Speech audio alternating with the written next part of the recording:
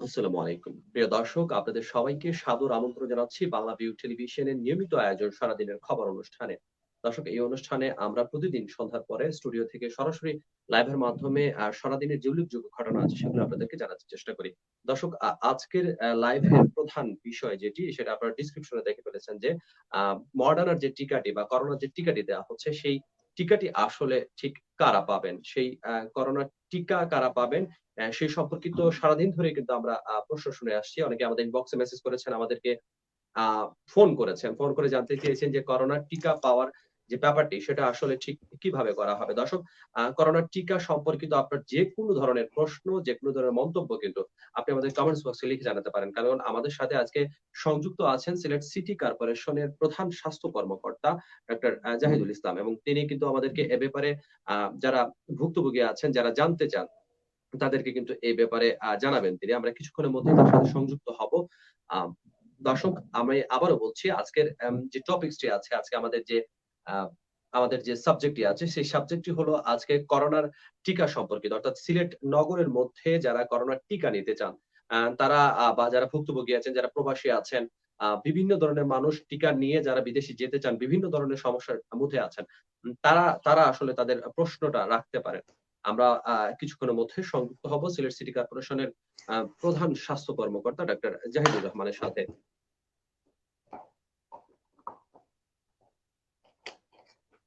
দর্শক, আমরা সংযুক্ত হয়েছি সিলেট সিটি কর্পোরেশনের প্রধান স্বাস্থ্য কর্মকর্তা ডাক্তার জাহিদুর রহমানের সাথে এবং তিনি আছেন আমাদের আজকে বাংলা ভিউ যে সারাদিনের খবর অনুষ্ঠান, সেই সারাদিনের খবর অনুষ্ঠানে তিনি আছেন। আমি জাহিদ ভাই, আপনি কি আমাকে শুনতে পাচ্ছেন?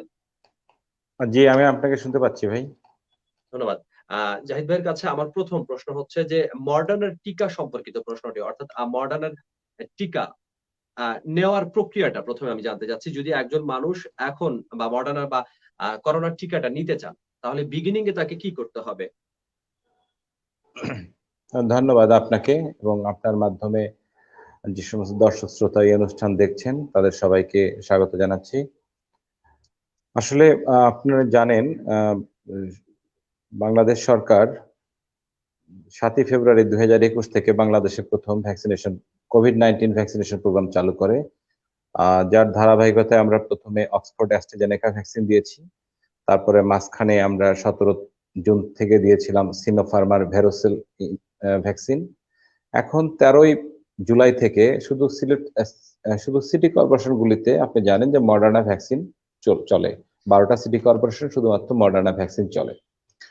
এখন ভ্যাকসিন নেওয়ার ক্ষেত্রে সরকারের যে নীতিমালা, যে গাইডলাইন, সারা বাংলাদেশের যে গাইডলাইন, সেই একই গাইডলাইনে আমাদের সিলেট সিটি কর্পোরেশনের ভ্যাকসিনেশন চলছে। গাইডলাইনটা হচ্ছে যে যাদের বয়স ৩৫ এর ঊর্ধ্বে, আমি আবারও বলছি, যাদের বয়স ৩৫ এর ঊর্ধ্বে তারা তাদের ভোটার আইডি কার্ডের মাধ্যমে সুরক্ষা অ্যাপসে গেলে ওখানে কোভিড-19 ভ্যাকসিন যা এটা আসবে, অ্যাপসটা আসবে, সেখানে এন্ট্রি করতে হবে। সেখানে এন্ট্রি করার সিস্টেমটা হচ্ছে কারো মোবাইল দিয়ে যদি করতে হয় তাহলে মোবাইলে ওটিপি আসবে। ওটিপি আবার আপনি যদি ইনপুট দেন তাহলে আপনি রেজিস্ট্রেশন কমপ্লিট হবে। রেজিস্ট্রেশন যখন আপনার কমপ্লিট হবে তখন এটা ন্যাশনাল সার্ভারের মাধ্যমে আমাদের যে সিলেট সিটি কর্পোরেশনের আমাদের যে সার্ভার, সেখানে রেজিস্ট্রেশন কারা কারা করছে আমরা সেই তথ্যটা পেয়ে যাব। তখন আমরা যখন তথ্যগুলি পাই সেই তথ্যগুলি আবার সেন্ট্রাল আইসিটির মাধ্যমে, মানে হচ্ছে ঢাকার মাধ্যমে, এই যারা রেজিস্ট্রেশন করে তাদের মনোনীতদের একটা তালিকা আমাদের কাছে আসে। সেই মনোনীতদের তালিকা থেকে আমরা মেসেজের মাধ্যমে তাদেরকে ইনভাইট করি যে আপনি আগামীকালকে আপনি টিকা দিবেন, ওই কেন্দ্রে আপনি টিকা দিবেন। এখন এখানে আরেকটা বিষয় উল্লেখ হচ্ছে, যারা টিকা নিতে চায় তাদের সেন্টার পছন্দ করার সিস্টেমটা তাদের আছে। যে আমার সিটি কর্পোরেশনে আপাতত আমরা ২টা সেন্টারে দিচ্ছি, ওসমানী মেডিকেল কলেজ হাসপাতাল কেন্দ্র এবং পুলিশ লাইন হাসপাতাল কেন্দ্র। এই ২টা কেন্দ্রের মধ্যে তারা যে কোনো একটা নির্বাচন করলে, সে যে কেন্দ্র উনি নির্বাচন করবেন সেই কেন্দ্রে উনি টিকা গ্রহণ করতে পারবেন। এটা হচ্ছে মানে মাস পিপলের জন্য জেনারেল ইনস্ট্রাকশন। এরপরে আছে আরো যে ক্যাটাগরি ভিত্তিক, ধরেন মেডিকেল কলেজের স্টুডেন্ট, ইউনিভার্সিটি স্টুডেন্ট, পুলিশ সদস্য, চিকিৎসক, নার্স, এদের ক্ষেত্রে এবং আপনি জানেন যে প্রবাসী যারা বিদেশে যাচ্ছে প্রত্যেকের ক্ষেত্রে আলাদা আলাদা নিয়ম আছে। নিয়মটা হচ্ছে যে স্টুডেন্টরা যদি করতে হয় তার ইউনিভার্সিটির মাধ্যমে বিশ্ববিদ্যালয় মঞ্জুরি কমিশন আছে, সেই কমিশনের মাধ্যমে নিবন্ধন করতে হবে। সেই নিবন্ধন যদি তারা করতে পারে তারপরে তারা রেজিস্ট্রেশন করতে পারবে এবং রেজিস্ট্রেশন কমপ্লিট হলে আমরা তাকে ভ্যাকসিন করে দিব। এটাই হলো সিস্টেম।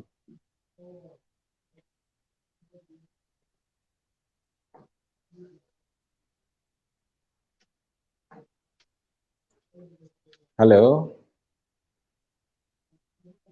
হ্যালো, হ্যালো,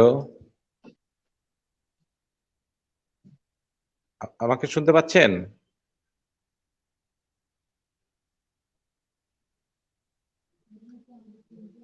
ধন্যবাদ আপনাকে। একজন দর্শক মন্তব্য করেছেন যে টিকার জন্য রেজিস্ট্রেশন করার পর মোবাইলে মেসেজ আসেনি। কার্ড দেখিয়ে টিকা নিতে পারবেন কিনা তিনি জানতে চাইছেন। সেক্ষেত্রে হচ্ছে জাহিদ ভাই, আপনি আমাকে শুনতে কার্ড পাচ্ছেন? দেখিয়ে আমি আপনাকে শুনতে পাচ্ছি।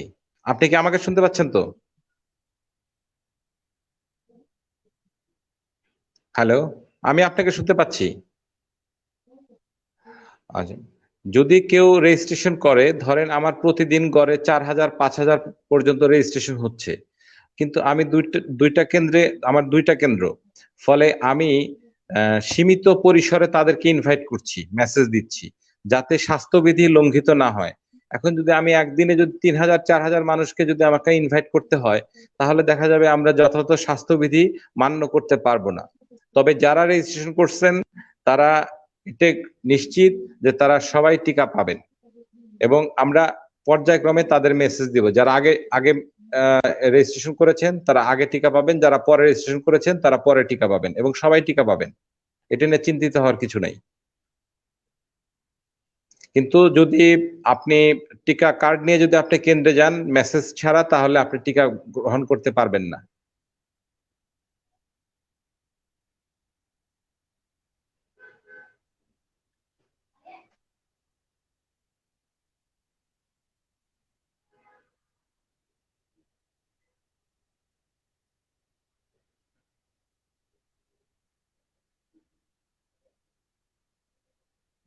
জাহিদ ভাই, নেটওয়ার্কের আমার মানে আমার কথা কি শোনা যাচ্ছে না? আচ্ছা, দর্শক, যে ব্যাপারটি হচ্ছে নেটওয়ার্কের কারণে হয়তো কথাবার্তায় একটু সমস্যা হতে পারে, সেটা আপনারা মানিয়ে নেবেন আশা করি। এবং আজকে খুব প্রয়োজনীয় একটা সাবজেক্টে আমরা কথা বলছি। অনেকেই বলছেন যারা মধ্যপ্রাচ্য প্রবাসী যারা আছেন, মধ্যপ্রাচ্য প্রবাসী যারা আছেন, তারা আসলে ঠিক কি ধরনের ভ্যাকসিন তারা পেয়ে থাকেন এবং তাদের চাহিদা যে সবকিছু মিলিয়ে যদি মধ্য আপনার কথা পুরোপুরি শোনা যাচ্ছে, দর্শকরা শুনতে পাচ্ছেন। আমার সাথে কানেকশনে একটু সমস্যা হচ্ছে শুধু। আচ্ছা, মধ্যপ্রাচ্য প্রবাসী যারা, এখানে ক্যাটাগরি আছে। মধ্যপ্রাচ্য প্রবাসী যদি বলেন আপনি, তাহলে আমরা যে এরিয়াগুলি ধরে নেই, সৌদি আরব, কুয়েত, কাতার ভিত্তিক যে এরিয়াটা, সেখানে আমাদের সিলেটের খুব বেশি প্রবাসী ওখানে যারা থাকেন, যদি যদি পাসপোর্ট যদি বিদেশি পাসপোর্ট যদি হয়, তাহলে তাকে পররাষ্ট্র মন্ত্রণালয়ের মাধ্যমে প্রথমে নিবন্ধন করতে হবে। নিবন্ধন করা হলে তারপর উনি রেজিস্ট্রেশন করতে পারবেন এবং রেজিস্ট্রেশন কমপ্লিট হলে আমরা তাকে ভ্যাকসিন দিব, যদি তার বিদেশি পাসপোর্ট হয়। আর যদি দেশি পাসপোর্ট যদি হয়, তাহলে যদি উনি যদি বৈদেশিক কর্মসংস্থান ব্যুরোর মাধ্যমে যদি উনি বিদেশে গমন করেন, প্রবাসে যদি থেকে থাকেন, তাহলে তাদের প্রথমে বৈদেশিক কর্মসংস্থান ব্যুরোর মাধ্যমে, প্রবাসী কর্মসংস্থান ব্যুরোর মাধ্যমে তাকে প্রথমে নিবন্ধন করতে হবে, তারপর উনি রেজিস্ট্রেশন করতে পারবেন।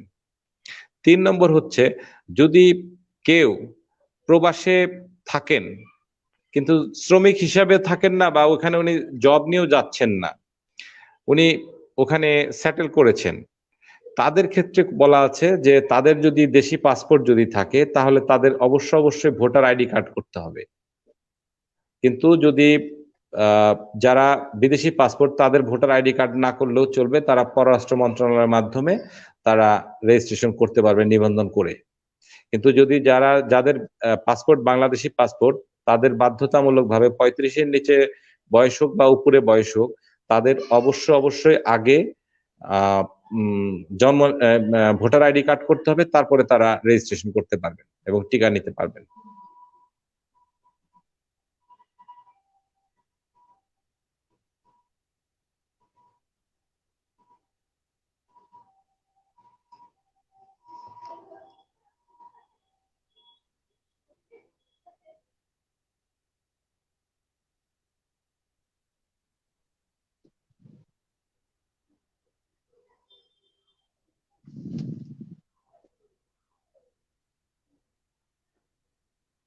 জাহিদ ভাই, ধন্যবাদ আপনাকে। আমি আরেকটু জানতে চাচ্ছি যে করোনার যখন টিকা নিবেন একজন মানুষ, সেক্ষেত্রে যখন আমাদের কাছে সিনোফার্মার টিকা আছে, মডার্নার টিকা আছে। বহির্বিশ্বে আসলে এই দুটি টিকার মধ্যে কোন টিকাটি বেশি গ্রহণযোগ্য? অর্থাৎ আগেও কিন্তু অনেকে এরকম লিখেছেন যে তারা এর আগে যে টিকাটি নিয়েছেন সেটি দিয়ে তারা অনেকেই বিদেশে যেতে পারছেন না। এই ব্যাপারটা যদি আমার সাথে ব্যাখ্যা করতেন যে মডার্নার টিকার আসলে কতটুকু উপকারিতা আছে? আসলে একটা টিকার উপকারিতা না থাকলে তো অবশ্যই আমাদের সরকার সেই টিকাটা বাংলাদেশের জনগণের মধ্যে দিত না, তাই না? কিন্তু ব্যাপারটা হচ্ছে কোনো কান্ট্রি তাদের দেশে যে ভ্যাকসিনটা ইউজ করে, তারা চায় তাদের দেশে যারা ইমিগ্রেন্ট হবে বা তাদের দেশে যারা আসবেন তারা যেন সেই টিকাটাই গ্রহণ করে। যেমন আপনি জেনে থাকবেন, সৌদি আরব এবং কুয়েতের ক্ষেত্রে, কুয়েত অথবা কাতারের ক্ষেত্রে সিদ্ধান্ত ছিল যে ফাইজারের ভ্যাকসিন দিতে হবে, না হলে তারা অ্যালাউ করবে না। কিন্তু পরবর্তীতে আমাদের দেশের অনেকেই যারা প্রবাসে ওখানে যারা চাকরি পারপাসে থাকেন, তারা ফাইজারের জন্য রেজিস্ট্রেশন করেছেন এবং ঢাকায় জানেন তো ফাইজারের ভ্যাকসিন শুধুমাত্র ঢাকাতেই আছে, অন্যান্য বিভাগীয় শহর বা জেলাতে এগুলো দেওয়া হচ্ছে না। তারা কিন্তু কষ্ট করে সেই টিকাটা গ্রহণ করতে ঢাকা গিয়েছেন এবং তারা টিকা গ্রহণ করেছেন। কিন্তু পরবর্তীতে জানা গেল যে ফাইজার না হলে ফাইজার ছাড়াও তারা অ্যালাউ করছে। আসলে বহির্বিশ্বে এখন কয়েকটা টিকা, 4টা টিকা নিয়ে তাদের কোনো অবজেকশন এখন পর্যন্ত আমরা শুনি নাই। 4টা টিকা হচ্ছে মডার্না, তারপরে হচ্ছে ফাইজার, তারপরে হচ্ছে জনসন অ্যান্ড জনসন এবং অক্সফোর্ড অ্যাস্ট্রাজেনেকা। চীনের ভেরোসেল নিয়ে কারো কোনো কান্ট্রি অ্যালাউ করে কিনা, করে কি করে না, কিন্তু আমরা জানি যে এই সিনোফার্মের এই ভ্যাকসিনটা কিন্তু WHO থেকে অনুমোদন দিয়েছে। WHO থেকে যখন কোনো ভ্যাকসিনকে অনুমোদন দেয় তখন অবশ্যই সেটা গ্রহণযোগ্য একটা ভ্যাকসিন। তবে মডার্নার ভ্যাকসিনের ব্যাপারে ওয়ার্ল্ডের কোথাও কোনো ধরনের কোয়ারি নেই যে এই ভ্যাকসিন দেওয়া যাবে না বা এই ভ্যাকসিন গ্রহণ করলে আমার দেশে অ্যালাউ হবে না, সেটা নাই।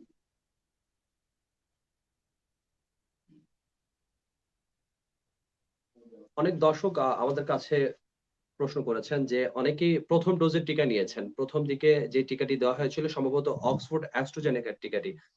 সেই টিকাটি নেওয়ার পরে অনেকে সেকেন্ড ডোজটা নিতে পারেননি। সেই সেকেন্ড ডোজটা যারা নিতে পারেননি তাদের ক্ষেত্রে আসলে ঠিক কি হবে?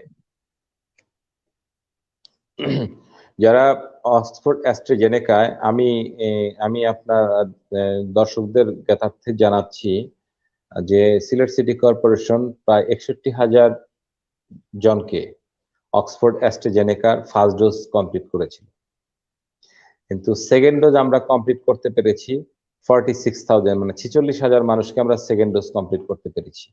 তার মানে হচ্ছে প্রায় 14,000 মানুষকে আমরা সেকেন্ড ডোজ দিতে পারিনি।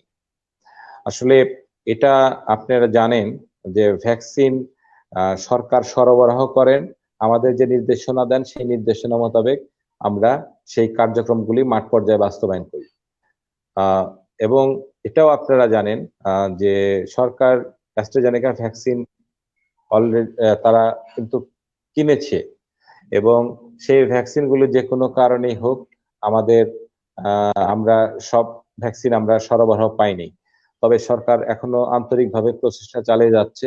আমরা আশা করছি কোরবানি ঈদের পর অক্সফোর্ড অ্যাস্ট্রাজেনেকার বাকি ভ্যাকসিন গুলো আসবে, এবং যারা যারা সেকেন্ড ডোজ পাননি তারা আশা করা যায় যে এন্ড অফ দিস মান্থ তারা অথবা 1st of August তারা অ্যাস্ট্রাজেনেকার সেকেন্ড ডোজ অবশ্যই পাবেন।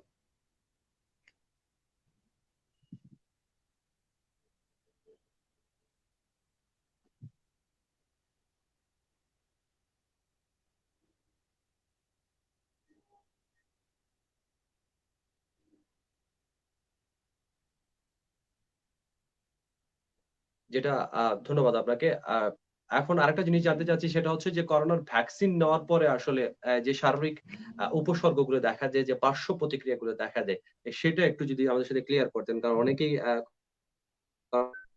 ভ্যাকসিন নেওয়ার পরে আসলে দেখা যায় জ্বর উঠে, অনেকেই এই ব্যাপারটি নিয়ে একটু অন্ধকারে আছেন। এটা যদি আমার সাথে একটু ক্লিয়ার করতেন।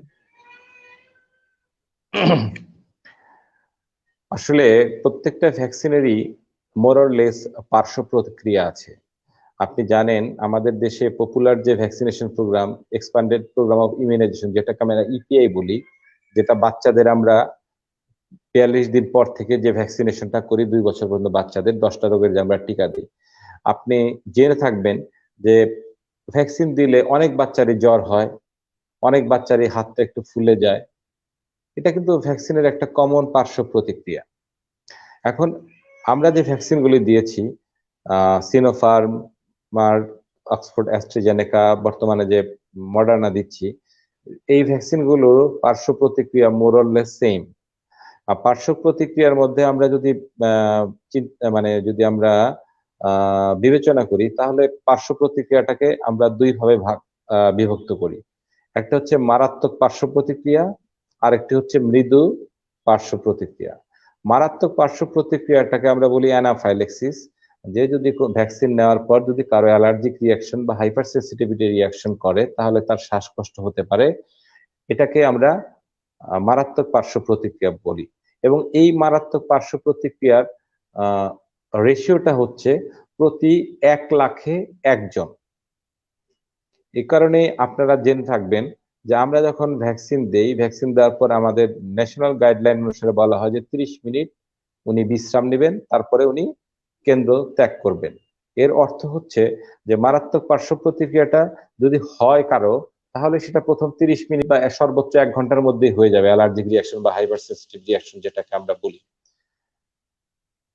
তো আল্লাহর অশেষ রহমতে আমরা এ যাবৎকালে যত ভ্যাকসিনেশন করেছি, আপনারা জানেন প্রায় 70,000 ভ্যাকসিনেশন আমরা এখানে করেছি। একজনও আমরা মারাত্মক পার্শ্ব প্রতিক্রিয়া সিলেটে হয়নি, সিটি কর্পোরেশন এলাকাতে হয়নি। আর মৃদু পার্শ্ব প্রতিক্রিয়া বলতে যেটা আমরা বলতে চাই যে কারো জ্বর হতে পারে, সেটা খুব বেশি জ্বর হবে না, লো গ্রেড ফিভারই হতে পারে, 101 বা 102 এরকম উঠতে পারে সর্বোচ্চ। মাথা ব্যথা হতে পারে, শরীর ব্যথা হতে পারে, কোনো কোনো ক্ষেত্রে ভমিটিংও হতে পারে, আবার কোনো কোনো ক্ষেত্রে লুজ মোশন বা পাতলা পায়খানাও হতে পারে। এটা নরমালি আপনার 24 থেকে 48 ঘন্টার মধ্যে এটা অটোমেটিকলি ঠিক হয়ে যায়। যদি তারপরে যদি এই ধরনের সমস্যা যদি কারো হয়, যদি এর পরেও যদি কারো যদি কোনো প্রবলেম থাকে, তাহলে অবশ্যই আমাদের সাথে যোগাযোগ করার জন্য নির্দেশনা দেওয়া থাকে। এবং আপনি জানেন যে আমাদের টিকা কেন্দ্রগুলিতে এই পার্শ্ব প্রতিক্রিয়া যাতে কোনো ধরনের পার্শ্ব প্রতিক্রিয়া হলে আমরা ম্যানেজমেন্ট কিন্তু সব রেডি করে রাখা আছে। ফলে আমরা কনফিডেন্টলি বলতে পারি যে আমরা যে সিস্টেমে যেভাবে টিকা দিচ্ছি, এবং টিকাতে খুব বড় ধরনের পার্শ্ব প্রতিক্রিয়া এখনো খুব একটা হয়নি।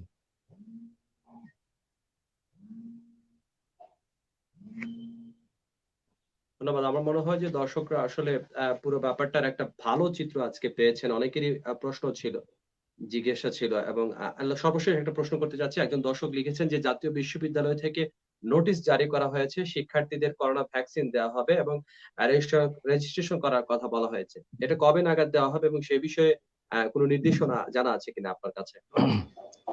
হ্যাঁ, আমি এই নির্দেশনাটা সম্পর্কে জানি। জাতীয় বিশ্ববিদ্যালয় থেকে তাদের স্টুডেন্টদের বলা হয়েছে যে তাদের ভ্যাকসিনেশন কার্যক্রম, মানে তাদেরকে ভ্যাকসিন নিতে হবে। এবং সেক্ষেত্রে আমি যতটুকু জানি, তাদেরকে ভোটার আইডি কার্ড নিয়ে বিশ্ববিদ্যালয়ের সাথে যোগাযোগ করতে বলা হয়েছে। বিশ্ববিদ্যালয়ের স্টুডেন্ট কারা, তাদের ভোটার আইডি কার্ড সেটা শুধুমাত্র অ্যাপ্রুভাল কিন্তু বিশ্ববিদ্যালয় কর্তৃপক্ষই দিতে পারে। ফলে বিশ্ববিদ্যালয় কর্তৃপক্ষ তাদের স্টুডেন্টদের টোটাল তথ্যগুলি নিয়ে সেটার অ্যাপ্রুভাল দিয়ে যদি MISDG হেলথে যদি পাঠায়, তাহলে MISDG হেলথ সেটাকে নিবন্ধন করার সুযোগ দিবে। যখন তারা নিবন্ধিত হবে তখন তারা রেজিস্ট্রেশন করতে পারবে, কিন্তু তা না হলে কিন্তু তারা রেজিস্ট্রেশন করতে পারবে না। কারণ আমি জানি না, ধরেন আপনার, আমি একটু উদাহরণ দেই, যেমন আপনাদের এখানে MC বিশ্ববিদ্যালয় কলেজ, সেই MC বিশ্ববিদ্যালয় কলেজের কারা কারা স্টুডেন্ট, এটা কিন্তু এটার তালিকাটা ওই প্রিন্সিপাল মহোদয়কেই দিতে হবে বা ভিসি মহোদয়কে পাঠাতে হবে, এবং ওই তালিকা অনুসারেই ওনারা নিবন্ধিত হবেন এবং নিবন্ধনের পর তারা রেজিস্ট্রেশন করবে।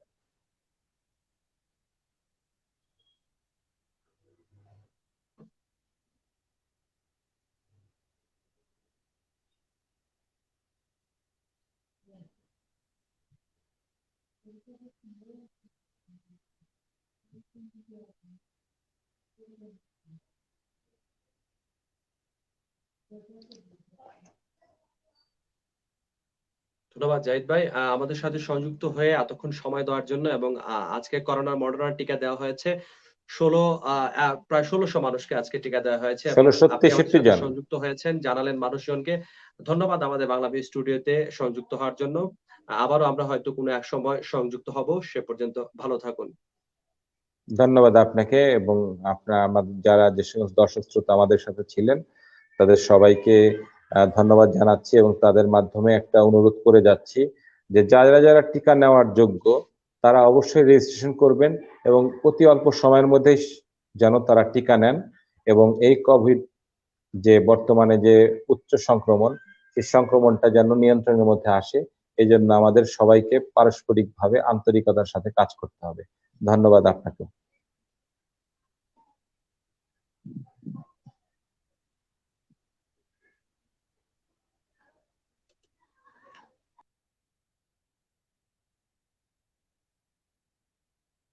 দর্শক, যেটা বলতে চাচ্ছিলাম, সিলেট সিটি কর্পোরেশন এলাকাতে শুরু হয়েছে টিকাদান কার্যক্রম এবং আজ মঙ্গলবার সকাল ৯টায় প্রথম দিনে মডার্নার টিকার প্রথম ডোজ নিয়েছেন ১৬৬৩ জন এবং ওসমানী মেডিকেল কলেজ হাসপাতাল এবং পুলিশ লাইন হাসপাতালে কেন্দ্রে সবাইকে টিকা দেওয়া হয়েছে এবং এই প্রক্রিয়াটি কিন্তু অব্যাহত থাকবে। দর্শক, জানাতে চাচ্ছিলাম যে করোনা টিকা নিয়ে আপনাদের যে জিজ্ঞাসা ছিল সেই জিজ্ঞাসার ব্যাপারটি, আজকে কিন্তু পুরো বাংলাদেশে ২০০-র অধিক মানুষ মারা গেছেন এবং ১০,০০০-এর বেশি আক্রান্ত হয়েছেন। দর্শক, করোনা নিয়ে আমরা সবসময় চাই মানুষজনকে সচেতন করতে এবং আমরা চাই যে আপনারা যেন সচেতনভাবেই চলাফেরা করেন, মাস্ক পরিধান করেন। দর্শক, আজকের মতো বিদায় নিচ্ছি। দেখা হবে আগামীকাল অন্য কোনো গেস্ট নিয়ে, অন্য কোনো বিষয় এবং এই অনুষ্ঠান নিয়ে আপনার মন্তব্য কোনো থেকে থাকলে সেটি কমেন্টস বক্সে লিখে জানাতে পারেন, যেটা আমরা যাতে আমাদের প্রোগ্রামটিকে আরো সুন্দর করতে পারি। সবাই ভালো থাকবেন। খোদা হাফেজ।